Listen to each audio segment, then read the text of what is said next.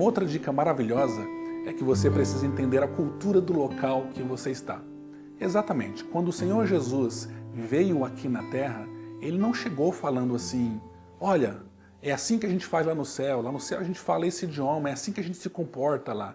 Não, Ele veio, Ele aprendeu uma cultura, Ele aprendeu um idioma, Ele aprendeu como tratar os mais jovens, os mais velhos, e Ele é a mensagem, Ele é o próprio Evangelho que codificou-se em uma cultura para que pudesse ser entendido culturalmente. Ele utilizou rochas do local, ele utilizou o pão do local, ele utilizou o vinho do local, ele utilizou as vestes daquela cultura. O que significa na prática?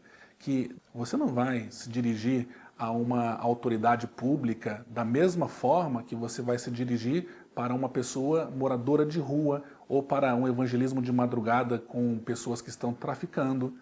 Você não vai se dirigir da mesma forma. O linguajar é diferente, o estilo de roupa é diferente, a expressão corporal, a linguagem corporal é diferente e você precisa entender a cultura, o que está acontecendo, o que deve acontecer.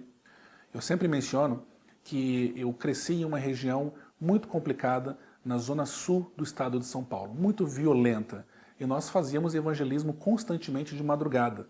Nós sabíamos como falar, do jeito que falar, com quem falar.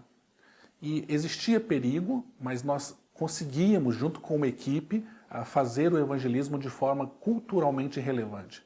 Já trabalhando no Oriente Médio, não existe esse tipo de violência. Muito difícil, nos anos que trabalhei por lá, eu nunca ouvi falar sobre violência de um assalto à mão armada. Nunca ouvi. Existe um outro tipo de violência, mas não esse tipo de violência.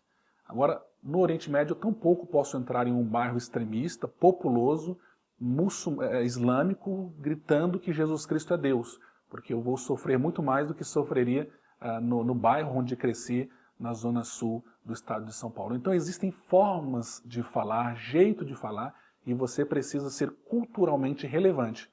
É o caso das capelanias, como mencionados agora há pouco. Você precisa entender a cultura do local.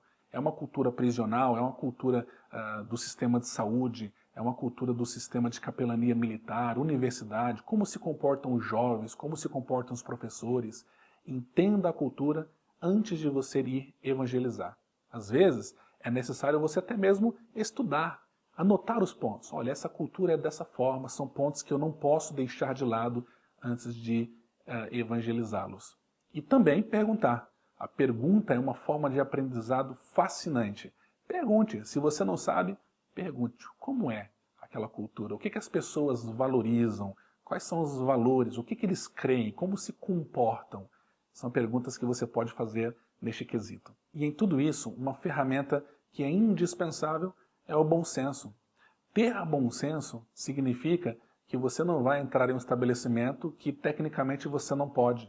Ter bom senso significa que você não vai roubar a hora do seu empregador para evangelizar no momento onde você deve estar de fato produzindo, como indica a palavra do Senhor. Seria uma espécie de roubo do seu empregador, você estar evangelizando no momento que a expectativa dele é que você produza. Tudo isso faz parte de bom senso.